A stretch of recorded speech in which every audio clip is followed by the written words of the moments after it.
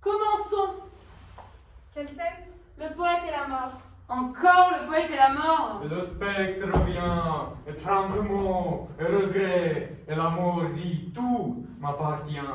Et cette pièce que tu rêvais d'écrire, un poème sans coupable, un après-midi d'été, sous les arbres, éloigné de toute douleur. Je n'ai pas su l'écrire. Le poète et la mort pour la 1000e fois. Je fais le poète mort trop tôt, et sans gloire. Et moi la mort. Travailles-tu pour la gloire? Bien sûr que non. Que nous emporte l'éloge ou le blâme. Tu as lu la presse? Quoi? Qu'est-ce qu'il dit? Quoi? Un triomphe. Cette pièce admirable sauve l'honneur du théâtre français. Nous ne l'avons pas encore joué. Dans cette pièce, l'auteur catholique révolutionnaire sauve l'Occident de la sécheresse de la modernité. Sa spiritualité concrète, son lyrisme architecturé donnent les clés de ce qui sera la conscience de demain. Débarrassé de la métaphysique et libéré du remords du siècle dernier, il offre au spectateur une épiphanie du possible, un sursaut de l'espoir, une nouvelle manière d'être au monde. Une épiphanie du possible. Un sursaut de l'espoir. Une nouvelle manière d'être au monde. Et pas un mot sur moi? Je ne pensais pas être allé si loin. La pièce est encore en répétition. Il cite les autres acteurs. Un autre prétend que le remède à la société du spectacle, à la modélisation des comportements et à la mort des idées est dans ton verbe. Que dit la gauche? Que le libéralisme sauvage a trouvé son Don Quichotte. Que dit la droite? Que le pragmatisme éclairé de ton style a fait voler en éclats les présupposés vieillis de la modernité. Et pas un mot sur les acteurs. Il y a bien des contradicteurs? Aucun, unanime. Des réserves? Oui. Ah! La pièce est trop courte, dit l'un. Il y a trop peu de représentation, dit l'autre. La salle est trop petite, dit le troisième. Ce n'est plus du théâtre. Si le théâtre n'est que du théâtre, qu'il meurt. C'est voulant être plus que lui-même. C'est voulant être plus que lui-même qu'il meurt. Un bouffon qui se prend pour le roi. Dans un temps où les rois sont des bouffons, tout est remis à sa place. Est-il indispensable d'écrire une religion nouvelle? Et pourquoi pas? Ne pourrions-nous pas nous contenter de faire du théâtre? C'est Par déjà- exemple, on pourrait répéter la scène du poète et la mort. C'est déjà un triomphe planétaire. Des années qu'on demande ce que le théâtre fait pour le monde. Et c'est arrivé, le théâtre et la lumière des nations. Mais on aura le temps de faire un peu du théâtre, d'instruction du théâtre. Oui, cela est très secondaire. Nous sommes en train d'éclairer le monde. La philosophie conduit au suicide. La religion transforme en mouton. Le théâtre seul nous rend libres. Tant qu'on reste au théâtre. Entre un jeune fanatique. Je fais le jeune fanatique. C'est assez facile, il suffit de surjouer. Écoutez aux portes du théâtre! La foule vous acclame! Que fait la police? Elle pleure d'émotion. Entre la mère du poète. Je fais la mère du poète. J'ai toujours fait la mère du poète, même à 20 ans, un privilège. Mon chéri, mon amour, quel succès! Même tante Geneviève, ah tu sais qu'elle aime pas le théâtre, déclame dans les rues costumée en Rachel. Je fais tante Geneviève. C'est du sur-mesure, tante Geneviève.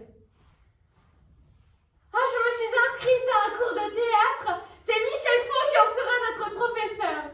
Il paraît qu'il est sévère et qu'il nous fait sortir des choses comme ça. On ne sait d'où. Puis moi, par contre, dans ma confiserie, il était en quelle sorte, hein? J'ai une question. Est-ce que c'est le personnage qui dit la parole? Ou la parole qui dit le personnage? Il n'a pas le temps de répondre à tes questions, Geneviève. À part ça, ma boutique tourne à plein. J'espère que tu prendras comme hommage que je l'ai débaptisée. Elle ne s'appelle plus Autant emporte le vent, mais la mère du poète prêt-à-porter. Je n'aime pas beaucoup ce poète prêt-à-porter, maman. Bon, très bien. Ne nous disputons pas en ce jour de fête. La mère du poète Couture, ça te va? Oh, j'oubliais. Le ministre de la Culture vient dans quelques instants te remettre la Légion d'honneur en petit comité. Entre le ministre de la Culture. Je fais le ministre de la Culture. J'ai bien réfléchi, c'est trop peu. Que diriez-vous de devenir ministre de la Culture à ma place? Avec bien évidemment un ministère élargi à la jeunesse ainsi qu'au sport. On connaît votre goût pour les garçons en sueur. Le président sera ravi. Mais tu n'auras jamais le temps de répéter. Et comment vas-tu trouver le temps d'écrire? Le devoir m'appelle. Pourtant, j'hésite. Voulez-vous que j'intervienne pour que vous obteniez l'élargissement du ministère de la Culture aux Affaires étrangères? Et au budget? Quoi de plus culturel que l'argent? Et pourquoi pas la défense? Oui, la défense. C'est une véritable révolution que nous voulons. Je suis bouleversé. Je vais en parler au président. Tu crois qu'avec toutes ces responsabilités, tu pourras faire encore du théâtre? Retournez sur votre tréteau minable, dans vos tournées à trois ronds, et laissez-moi œuvrer dans l'amitié de l'histoire. Ai-je besoin de vous? Vos petites questions d'interprétation, j'en ai jusque-là. Vos petits problèmes d'acteur, j'en ai ras la marmite. Je n'interprète pas, moi, j'incarne. Restez au stade symbolique dans votre confort intellectuel. Moi, je suis en guerre contre le néant. Entre le marchand de mode. Je fais le marchand de mode.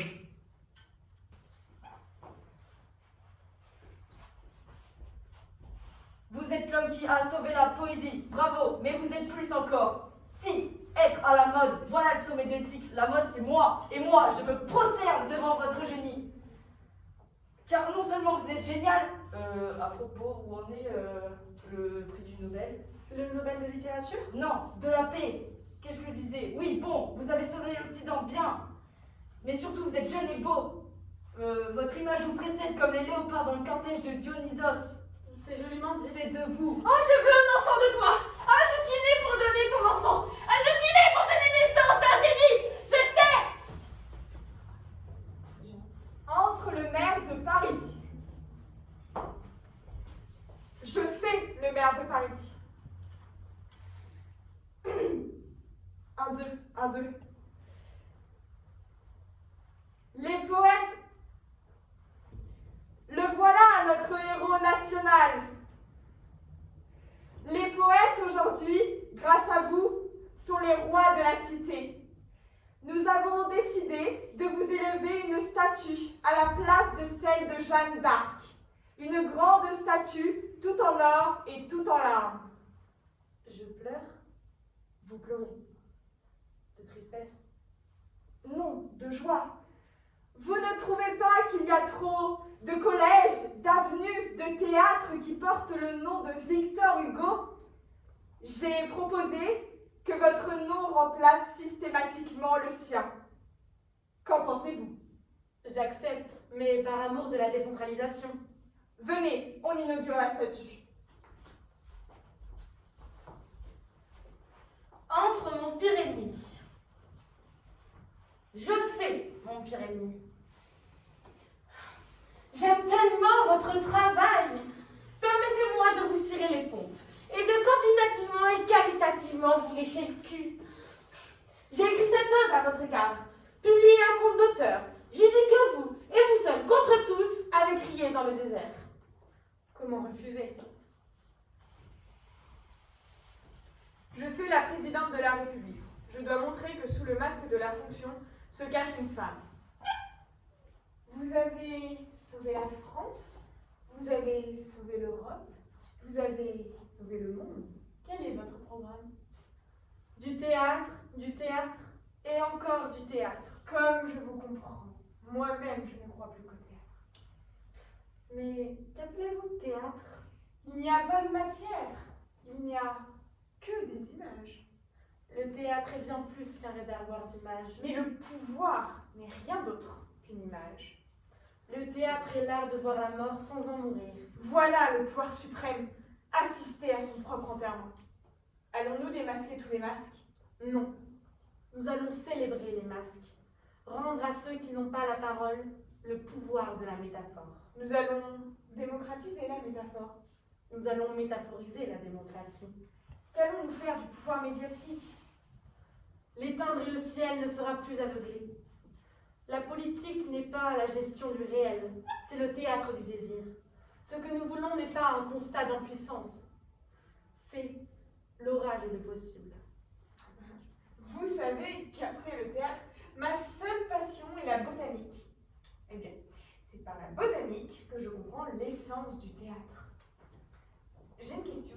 Je vous écoute. Ah, je n'ose pas. Si j'étais acteur, quel genre de rôle me donnerait-on? J'ai bien peur qu'on vous donne le rôle d'un homme politique. Ah, Shakespeare. Je pensais plutôt au vaudeville. Voulez-vous apparaître au balcon avec moi? La foule vous acclame. Laissez-moi flairer un peu de récupération politique. Allons, qu'est-ce que tu risques?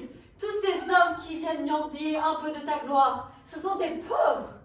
Loin de tous les pouvoirs, poète, loin de tous les pouvoirs. Quelle inconséquence! Le moment est venu et tu hésites. Le peuple t'acclame. Venez, le balcon n'est qu'à quelques mètres. Je n'ai pas le temps, j'ai rendez-vous avec le pape. Le pape! Je fais le pape. Venez, cher poète. Sa sainteté. Excuse-moi de te déranger pendant que tu causes avec sa sainteté, mais sa sainteté comprendra que tu la quittes pour quelques instants. Mais maman, il n'y a que Dieu qui soit au-dessus du pape. Ah, si tu voulais bien prendre le thé avec lui. Je te préviens, il a l'air très fatigué, il dit qu'il veut tout lâcher, il n'y a que toi qui puisses le raisonner. Allez, mon fils, la joie de Dieu est plus précieuse que mon inquiétude. Je fais Dieu. Je le fais comme un metteur en scène après une mauvaise générale. Prenez ma place. Moi, je n'aspire qu'à être l'une de vos actrices. Farah Sadala, par exemple.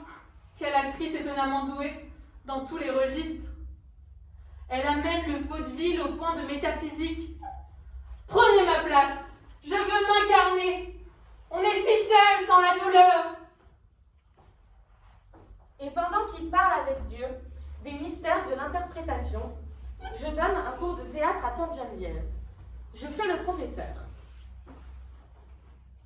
Bonjour, professeur. Le théâtre commence quand deux masques sont superposés. On ne joue pas un personnage. On joue un personnage qui joue un personnage.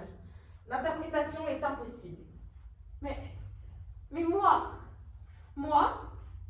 je suis Tante Geneviève. Non seulement un personnage, la Tante Geneviève de tous. Celle qui, de Dunkerque à Carcassonne, tient sa pochette comme ça quand elle va à l'opéra. Rien d'authentique. Sa désapprobation devant l'art contemporain sonne faux.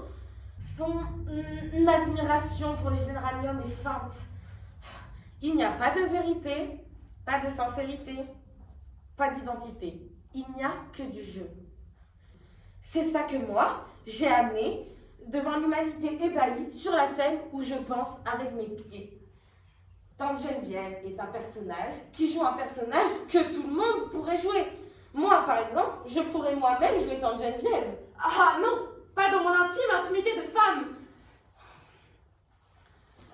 Regard à droite et à gauche quand elle fait pipi entre deux voitures. Jouer, rejouer, convention. Mais alors toutes ces ordonnations que Raluca m'a apprises. Je n'existe plus. Je n'existe pas. Vous me faites peur. Fin du premier acte. Il y en a deux.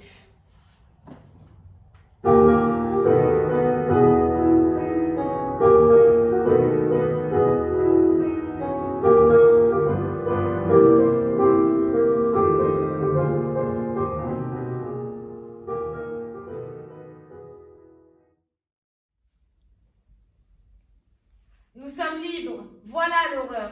Le théâtre est la musique de cette liberté.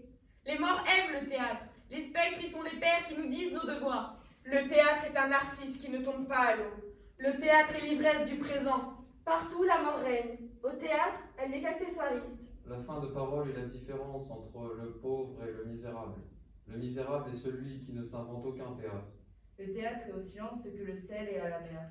Le théâtre est le parfum de l'action. Les dieux, pour une goutte de ce parfum, sont prêts à risquer l'humanité. Le théâtre est l'évangile des enfants sans père. Le théâtre est ce qui nous permet de contempler la mort sans en mourir. Le théâtre est le miroir du monde, qui est le miroir du théâtre. Le théâtre n'est pas une machine qui fait descendre les dieux, mais le Dieu lui-même. Le théâtre est ce lieu où la nécessité du mal se dit sans avoir recours au latin d'église. Ne nous contentons pas de vivre dans un théâtre qui dénonce son temps. Le théâtre est celui qui annonce le temps. Le théâtre est Trinité, celui qui espère, celui qui vient, celui qui témoigne de leur rencontre. Le théâtre est récompense de n'avoir